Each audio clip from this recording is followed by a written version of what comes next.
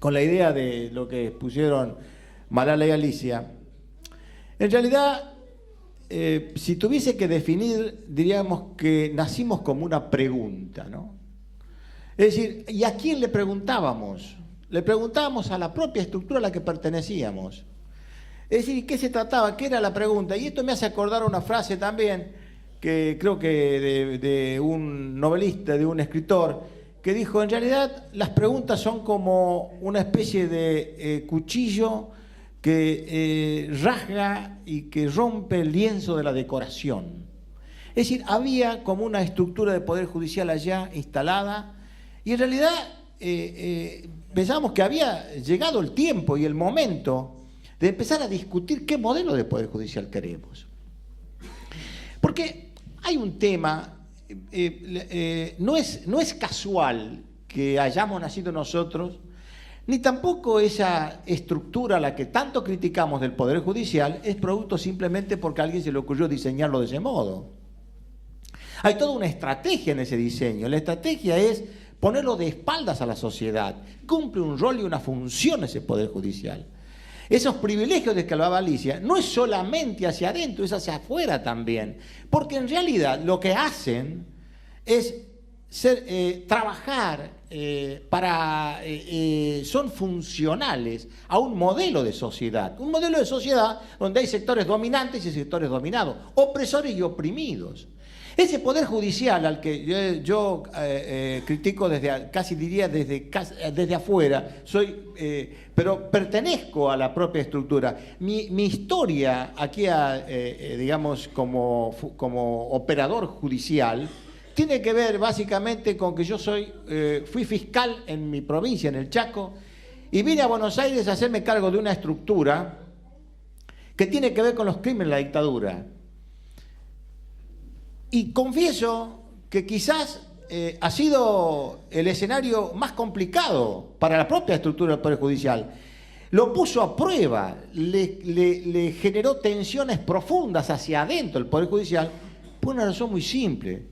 Y tiene que ver con los privilegios que decía Alicia. ¿Cuáles son ese privilegio? ¿De qué se trataba? Que nunca nadie lo tocó. El mismo Poder Judicial, más allá de los sujetos que lo componen, estructuralmente, el paradigma de funcionamiento de esa estructura era la misma, en época de dictadura y en época de democracia, en gobiernos autoritarios y en gobiernos democráticos. Esta es la realidad, esos son los privilegios. Y claro, ese propio Poder Judicial no se juzgaba a sí mismo, no podía juzgarse a sí mismo. De hecho, sabemos cuántos jueces hoy están siendo juzgados por los crímenes de la dictadura en función de sus propios roles, que fueron funcionales a ese Estado policial, represor, clandestino, con un plan criminal de la magnitud que fue el terrorismo de Estado. Entonces, decía, esa mirada crítica tiene que ver con que, decíamos, llega un momento que necesitamos empezar a repensar el Poder Judicial, a pensarlo. Cuando uno dice tiempo histórico, hay mucha literatura, los tiempos históricos son tiempos con significación histórica. La democracia tiene significación histórica, no es simplemente el mismo tiempo, decía, no me acuerdo si Foucault hablaba de el tiempo mecánico del péndulo del reloj, no es lo mismo. La aguja del reloj que va avanzando que el tiempo histórico. El tiempo histórico es una cosa llena de contenido y ahí estaba la democracia. Y era necesario poner en funcionamiento a un Poder Judicial que tenga que ver con la sociedad, con una sociedad que había logrado instalar un nuevo verbo que era sagrado, por el cual se entregaron y costó tanta sangre, que era la democracia. Y empezaron a generar coartadas. Esto que dice Malala con cómo nacimos y las circunstancias que nació Justicia Legítima, tiene que ver con esa coartada cuando empezaron a utilizar estratégicamente la maniobra, el lenguaje. El lenguaje es otra herramienta con la cual se producen y se realizan fraudes teóricos, con lo cual se miente, con lo cual se generan las coartadas intelectuales. ¿Y cuál era el lenguaje? La independencia judicial. Y nosotros lo que decimos, pero ¿de qué hablan cuando hablan de independencia judicial? Y estaban hablando de la independencia judicial de los jueces. Y este es otro tema central. La independencia judicial no es de los jueces, es de los ciudadanos. Es una construcción para la sociedad. Es un tema que nos importa a nosotros, no a los jueces. Los jueces lo que querían era independencia, que nadie los moleste para que hagan lo que quieran y de espaldas a la gente. Nosotros decimos, no, la independencia es de todo. A mí me importa que vos seas independiente, para que vos resuelvas conforme al espíritu que tiene que resolver y que es de cara a la gente, no de espaldas a la sociedad.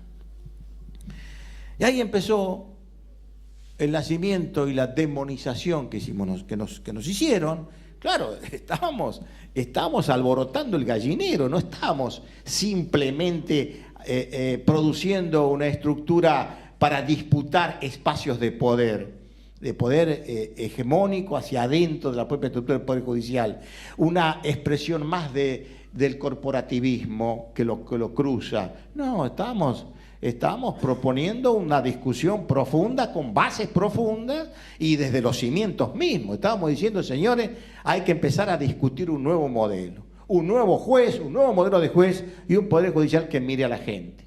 Esto que decía recién Alicia cuando hablaba de que los expedientes no son fojas. Hay que empezar a entender qué es un expediente judicial. No es una cantidad de fojas, es una mirada caligráfica del expediente. Hay que mirar qué hay en la base hay conflictos. Los operadores judiciales resuelven conflictos. Y en los conflictos hay partes, y hay partes fuertes y hay partes débiles. Este es tema central. Yo anoté algunas cosas aquí de lo que iban diciendo mis colegas. Y se me ocurrió algunos axiomas. A ver, el derecho construye, básicamente, siempre se mueve con un lenguaje que es dominante. Algún autor dijo que es una especie de lenguaje adámico, ¿no? Es el lenguaje que define las cosas, al estilo, digamos, tomando de Adán, ¿no? Es decir, hay un lenguaje divino y un lenguaje adámico, el lenguaje que define, no que la crea, sino que la define. Entonces, dice, todos somos iguales ante la ley. Si uno le pregunta a la gente si esto es cierto, es mentira. No somos iguales ante la ley. Quedó como un axioma, la igualdad ante la ley. Pero resulta que es un axioma vacío. No es cierto. Si fuese cierto, no habría problemas. Entonces, a ver, para decirlo un poquito más, si fuese cierto que somos todos iguales ante la ley, no tenemos más nada que hacer porque estaría todo hecho. Hay que entender que la igualdad ante la ley es un cometido que todos los días tenemos que luchar para lograrlo. Es un deber ser, no es un es, no es que es real la igualdad ante la ley. Es algo por el cual permanentemente tenemos que tratar de que ese axioma se haga realidad. Esto es parte del cometido y de la agenda que tenemos nosotros desde el punto de vista ético y moral, desde la propia, lo que significa justicia legítima. Y digo, cuando alguien dice no hay derecho, no está pensando en una norma violada. Es un grito mucho más profundo. Está diciendo, es injusto lo que me está pasando. Es ahí donde los jueces no ponen la mirada. Esa frase es mucho más profunda. A nadie se le ocurre pensar en el artículo del código cuando alguien dice no hay derecho. Está diciendo algo mucho más profundo. Y ese sentimiento, esa expresión de no hay derecho, que nace desde lo más hondo del sentimiento de cualquier ciudadano, esa expresión me parece que marca la necesidad permanente de bregar y de seguir trabajando por hacer realidad la vigencia de la norma, pero en beneficio de todos. Este es el problema de mirar. Y los jueces tienen una gran responsabilidad. Tienen que resolver los conflictos, pero alejándose un poco de ese paradigma de funcionamiento que en definitiva es funcional al propio interés dominante y pensar en la profundidad del conflicto.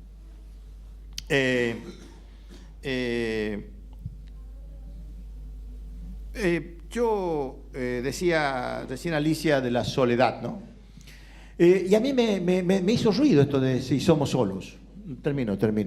De todos modos, para sintetizar, yo lo que quiero decirles es que me parece que esta convocatoria lo que hace es abrir la discusión al conjunto de la sociedad, que en definitiva ese es nuestro objetivo. La justicia no es una cuestión de los jueces, es una cuestión de la sociedad. Bueno, estamos en la... y por más que nos demonicen, decía, esta es una ciudad cervantina, ¿no? Decía Cervantes, el camino es mejor que la posada. Así que ahí estamos, en el camino. Gracias.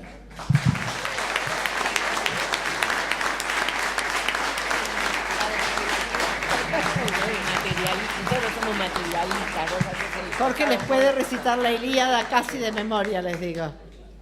Porque acá hay mucha... pero no sé si saben dónde está el poder.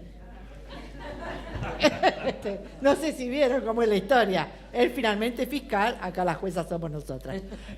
Malala, antes de que continúen y antes de que ustedes los presentes hagan las preguntas y o reflexiones, que no tienen que ser necesariamente preguntas, agradecer infinitamente. Lo hizo Tito como mejor lo sabe hacer y mejor que nosotros, pero la gente que nos recibe, la gente del club que además nos cobija, quiere decir también lo suyo y decirle algo específicamente a nuestros invitados. Y después sí, vamos a utilizar este inalámbrico para que las preguntas se escuchen todos y que disparen nuevas preguntas o nuevas reflexiones.